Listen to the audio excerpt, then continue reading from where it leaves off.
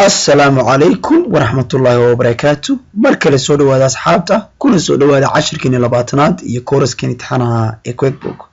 وحاينو مقالكي كوريي كسو لي قاب كلو غادو دقدقاقه معاملka ma waxa loo yaqaano statement qaabka loo wado qofka customer-ka lacagta aad ku leedahay sidoo kale qaabka qofka customer-ka loogu daabaco warqadda invoice-ka ama qaansheegta ama deyn sheegta hadaba waxaynu casharkan ku eegi doonaa waxa loo yaqaano estimates statements horeyna uga soo hadalnay fadlan soo daawo casharkii ka horeeyay waxaynu kaga hadli doonaa maanta waa maxay estimates sidoo kale estimates sida loo sameeyo xageese laga helaa estimates tusaale ahaan sida caadiga ah waa naqaanaa estimate means waa qiyaasid weeye hadaba estimates Soomaaliya waxay noqonaysaa iminka qiimo sheeg weeye qiimo sheeg waxay sheegtaa waxyaabaha inagu aynu iibino items-ka waxyaabaha aan ka ganacsanano ayay sheegaysaa shay kasta qiimaha aynu siino waxa loo isticmaalaa marka qofka customer-ka ama macaamilka ku tusaale kale hadii uu ku yimaado uu ku yiraahdo waxaad jirtaa warqad ay ku qoran yihiin alaabta aad iibiso iyo shay kasta inta aad siiso sidoo kale waxaa loo isticmaalaa estimates-kan cidda tusaale ahaan kale iminka shirkad ay soo xayiiso tusaale ahaan kale in ay alaab iibsanayso alaabtaasna ay ka iibsanayso ganacsatada tusaale ahaan qof kasta ama shirkad kasta ay soo xayiiso waxyaabaha ay iibiso iyo shay kasta inta uu ku fadhiyo dabcan halkan ayaa la geliyaa hadhowto marka loo baahdo hadii qofka customer-ka wuxuu ka qaadanaya automatically uma baahan inaad dib u qortid estimates-ka ayaad eegi doontaa marka halkan estimates-ka maanta waxaan sameyn doonaa macaamiisheena inaynu u dirno warqadda estimates-ka iyo alaabta aynu iibino iyo shay kasta inta aynu siino kala meel ka tagi kartaa inaad tagto customer menu kadibna aad tiraahid create estimate ama adiga oo joogo home page inaad dalbatid estimates daaqada estimates-ku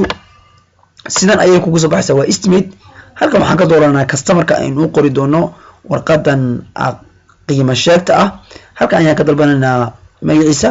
halkan waxaan ka dalban doonaa date-ka aan sameynano estimate-ka halkan waxaan gelin doonaa items-ka marka aan rabno in aynu u sheegno ama tusno qiimihiisa kadibna waxaan leenahay tusaale kale waxa kamid ah boorsooyin waa boorsooyinkaasi waa boorsooyinka dharka xabadii tusaale kale qiimaheedu waa $20 halka xabo waxaan ka siin doonaa 5 iyo $19 tusaale ahaan kale ama waxaan ka siin doonaa maadaama ay $20 tahay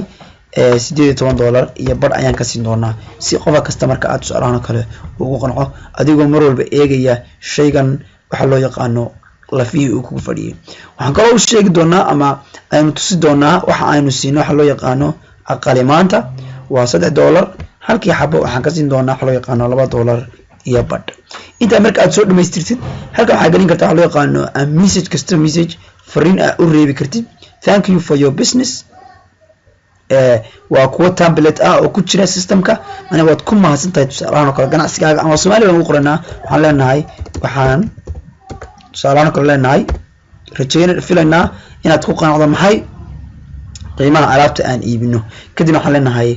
save and close inta marka aan sameeyno waxaan tagi doonaa customer menu kadib waxaan leenahay customer center marka aysan kugu soo baxdo halkan waxa kaga soo bixi doona macaamiishaadi tusaalahan haddaan dalbano Saalax Faarax tusaalahan kale waxaan ku leenahay deyn iyo waxa loo yaqaano estimate kada waxaad sameyn kartaa customer-ka oo dooran kartaa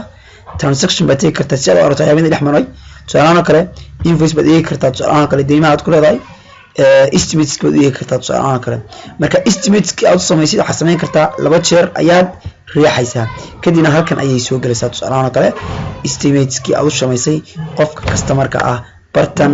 ayay soo galaysaa halkan ayay soo galaysaa sameyn kartaa marka inaad daabacdid oo print u sameysid inaad by email ugu dirtid iyo inaad dhigaraysid inta waad sameynaysaa hadhow qofka customer-ka ah hadii uu u baahdo alaabta oo uu ka helo oo uu rabo inuu ka qaato automatically uma baahna inaad dib u qortid insha Allah waxaan ku eegi doonaa casharada soo socda estimates oo aynu ku sheegnay